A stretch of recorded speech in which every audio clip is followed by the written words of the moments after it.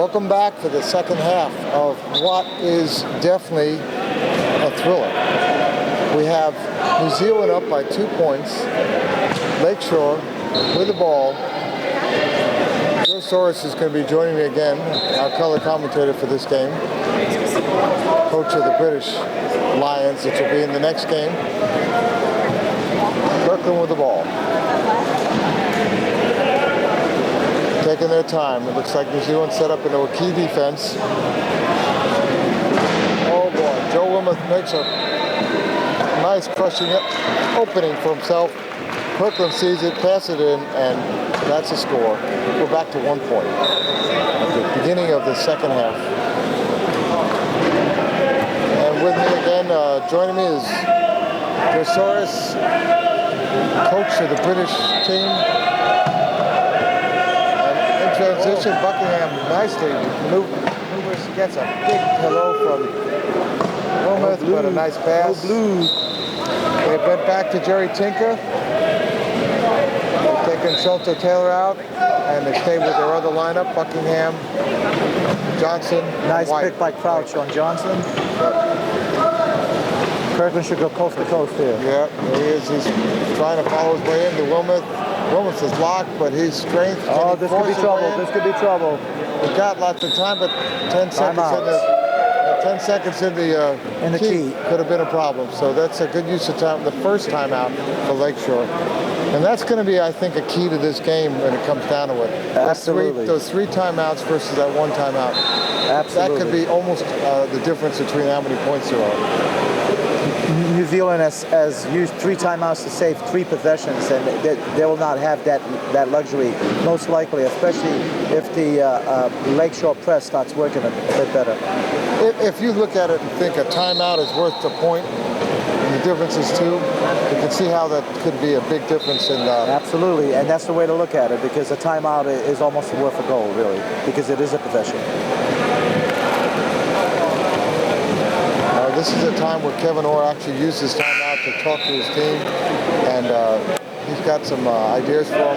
He's seeing a tough game here, and I think this is the toughest, other than Portland, that he's seen, you know, in this tournament, and certainly other than you remember the Texas game in the knock and roll. They don't get challenged that much with such a strong team. One thing I will say is I'm neutral, but I'm glad to see. Look at the pressure. Right, another timeout in here. Another timeout. Looks like they're in trouble. Pass to Joel. Oh, nice pass by Brian Kirkland. With a nice seal from Eddie Crouch behind. It looked like there was almost New Zealand had the hand on the ball. You could have called that for a jump ball. A jump ball. That was Bob Luano. Yeah, but I was talking about ref Bob didn't see that. Oh, right. Bob Lopez did not call it. But they do such a great job out there.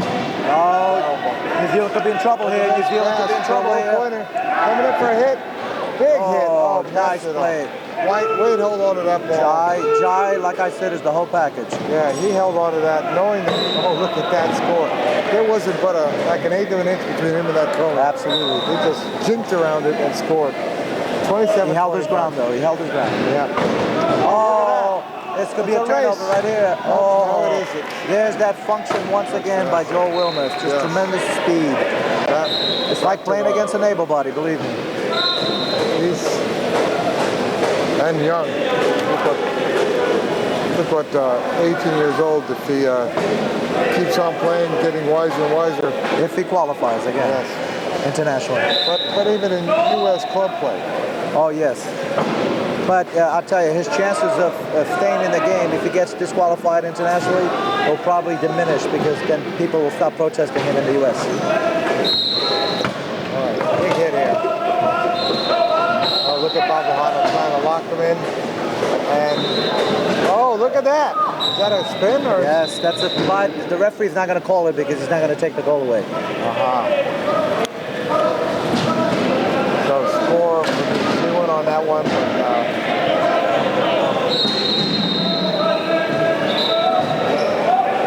Well, that's our second, I think, knockdown, of this game. I keep a little tally here.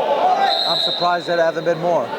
Well, we had one game we had 6 Lakeshore knockdowns. Yeah, I'm sure. we had all predicted 7. We were short by 1.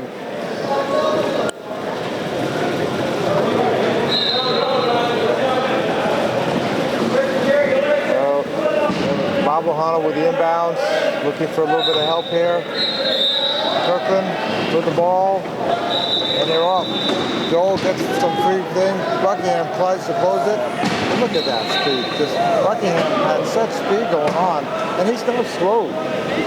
Clarence out there, he can move that ball. Again, Joel has more function than anyone in this game, and that's why most people think he will not qualify internationally. Because he has his trunk and his trunk, his legs all the way down to his ankles. He walks. He never uses a chair for everyday living.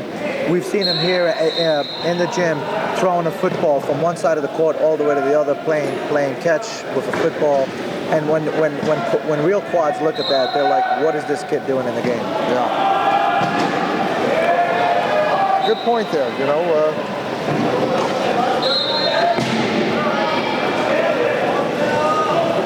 But while we have him, I enjoy watching him hit.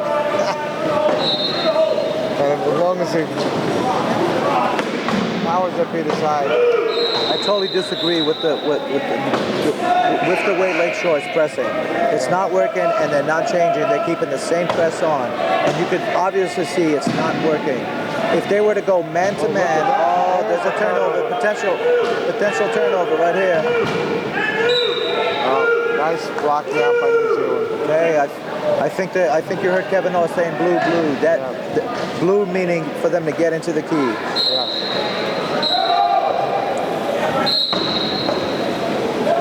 Oh, look at that. No goal. Over the goal line first. Brian Kirkland gave him a nice shove. Because he had to reach to catch the ball, and once he did, exactly, he did not have control of his chair. Oh, this ought to be a race here. Brian cuts back, goes to Joel. Oh, look at that. He's in trouble. He's not gonna get moved. He's not gonna get moved. He's gone. He's gone. Just too powerful. Very hard to move him too, because he's got the weight and the bulk to back it up. I'll tell you, it was a case again of a turnover and a turnover. Opportunity, it's tied up 28-28.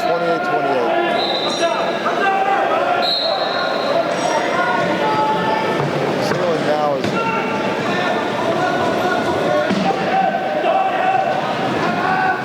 left pass, 29-28 with 4 minutes left. If Lakeshore went to a man-to-man press, the Kiwis would have a really hard time breaking it. But they keep on trying to double Buckingham. It just doesn't work. Yeah, because they have they have 3 people who really are fairly good. Right, and a lot of chemistry. And what they do is they're opening up that floor. No goal. Big hit by Tim Johnson to drive him over the cone. At the right moment.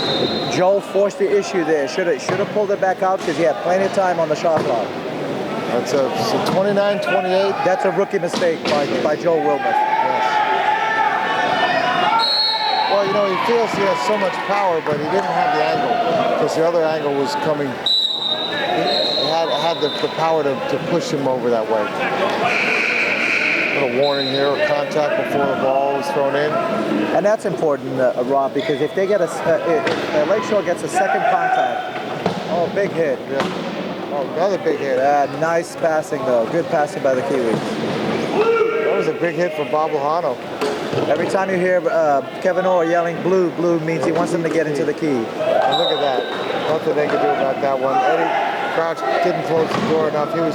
He knew that if he closed it that way, Buckingham would have gone around his right. Right, because he had the .5 to go up against, not Joel Wilmoth. Brian Kirkland should have been overplaying more to the middle so that to protect his .5. There's another key defense we're seeing. Brian is forcing the pressure. Look at the pressure. Forcing the issue. Dan is hands over there. He got his dribble in. He's could back out, slow it down. Kiwis are really doing good here for defense. Back to Joel. They have 10 seconds left. And is there going to be a hole? Yes, it is. There's that speed and power. 30-29. 1-point game. Nice pass to Johnson. Kiwis are going for it.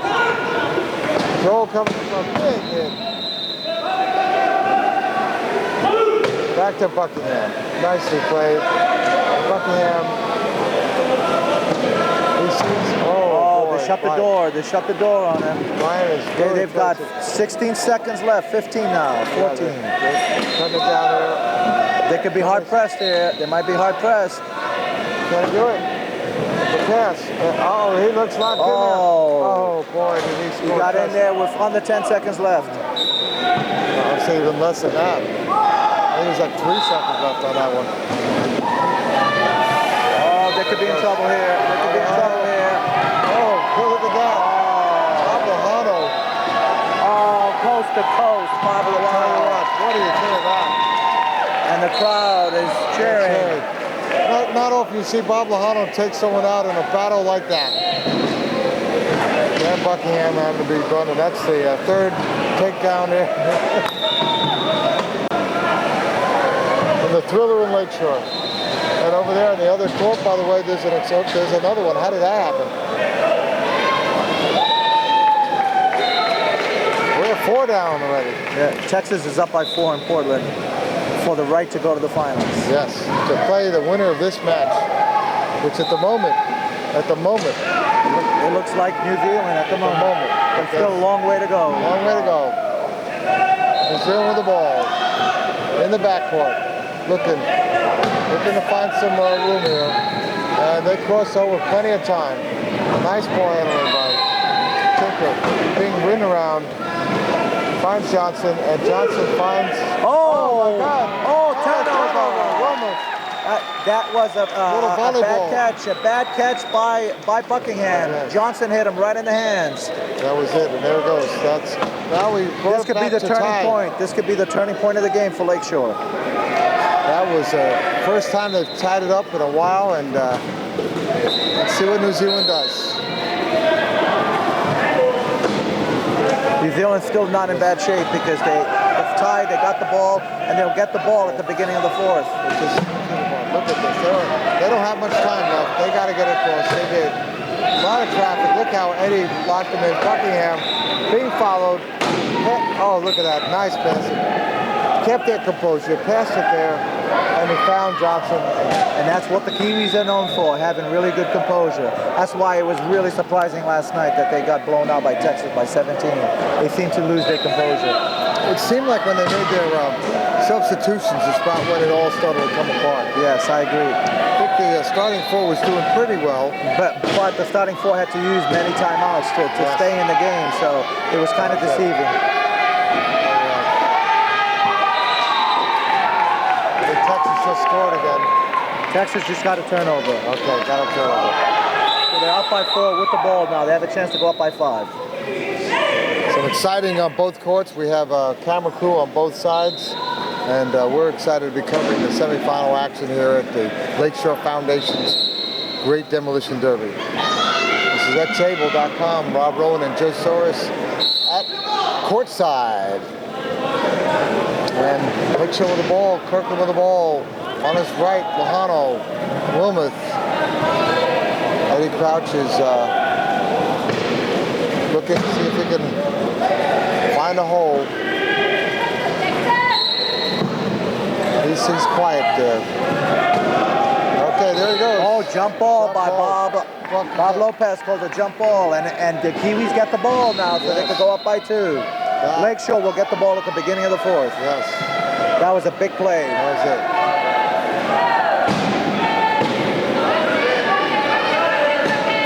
But still possible. With 1 minute and 23 seconds, we're getting down to a few possessions here. And it's going to be the key to who ends up using the clock the best. Spot on, Bob. There he goes. Buckingham. Oh! Look at that hit. That was beautiful. He had to ride that chair for a few minutes, hoping he would stay on. New Zealand with the ball. So many whistles being blown here. I'm not sure when they're being blown for us. Oh, is that a turnover? That's a turnover. Oh, look at that. Brian Kirkland just jacked up Jeremy Thinker over the goal line. Over the goal line. Wow. That's a typical Lakeshore kind of move. That's where that power comes into play. New Zealand with another turnover now. Again, Johanna with a chance brings that ball in from Lakeshore, and they can tie it back up. Timeout, Lakeshore. They were seeing some tough possibilities of bringing it in from that corner. Not an easy way to bring the ball in the corner. No, in the corner, because it's like having two extra defenders, the baseline and the sideline. When you're actually inbounding, it's like 3-on-6 at that time. And if you do get it a lot of times, you're getting it in a danger zone, and then that's when the big power and the big hit can make the difference. That's we've seen New Zealand, they've been reaching out and trying to get their hands on it, so see what's going to happen here. 57 seconds left, score is 32-31 New Zealand. Lakeshore with an opportunity to tie this up, and Kevin Orr is talking with his team, and he's definitely giving them some instructions on how he wants to use the clock. Because they have a chance to either score twice in this round if they give a quick score here. Absolutely, with the foot. Or they want to use up the clock all the way. No, I bet you they want two quick ones. Scores. The same way in basketball, it's called a 2-for-1. I bet you will see Joel head off and for a long pass. Whoever gets the last goal here, will probably win the game. Believe me. Differential is by 9.5. 9.5. Might be enough. Let's see what happens here. Because New Zealand's going to give them some time on that clock if they score. Absolutely. So if they get up to 15 seconds, that's going to be enough time for Lakeshore to do some. It's tied up at 32. Lakeshore on defense. New Zealand with the ball. What a hit there. Brian Kirkland putting pressure on. 32 seconds. 22 on the time clock. Past them. They should have used up a little more time, I'm afraid. They've left them a lot of time. They should be looking at the last goal here. It's not a problem. 28 seconds. Oh, this could be a problem here, though. Luano's got the ball. Oh, Joel. Oh, there's a reach it in. They didn't call, but that's all right. Joel's going to be gone here. Joel's going to be gone. There's nothing they can do. Joel wants to slow down a little bit. Use up the last. This is going to be very crucial. If Lakeshore scores here, I predict they will win the game. Pass to Lohana. No! Off his hands. And they do not get the chance. Oh. That. I don't think with 3.8 we're going to see any scoring here. But it is still Lakeshore ball, starting the fourth. So Lakeshore will have a chance to tie it up. It's 33-32 at the end of the third period, just about. Let's see what happens here. I don't think New Zealand's been trying heroics. Not at all. And that's the end of the third. Well, that was a key opportunity there. Another one of those key moments where Lohano, who usually seems to have good hands, just batted that ball away. If I was coaching Lakeshore at that time, when Joel had the breakaway goal, I would have told him to go up to the goal line and stay there as long as he could to try to give him as least amount of time. Because if you notice the Kiwis, it's taken them almost 15 seconds every time to get it over half court. Yeah. If they put on a press, they should have been able to stop them. That's true. So, but you take the goal when you can. You don't give it up. And Lakeshore, I believe that was a mistake on their part. Okay, we're going to cut here at the end of the third period. Rob Rowan and Joe Soros. Be right back.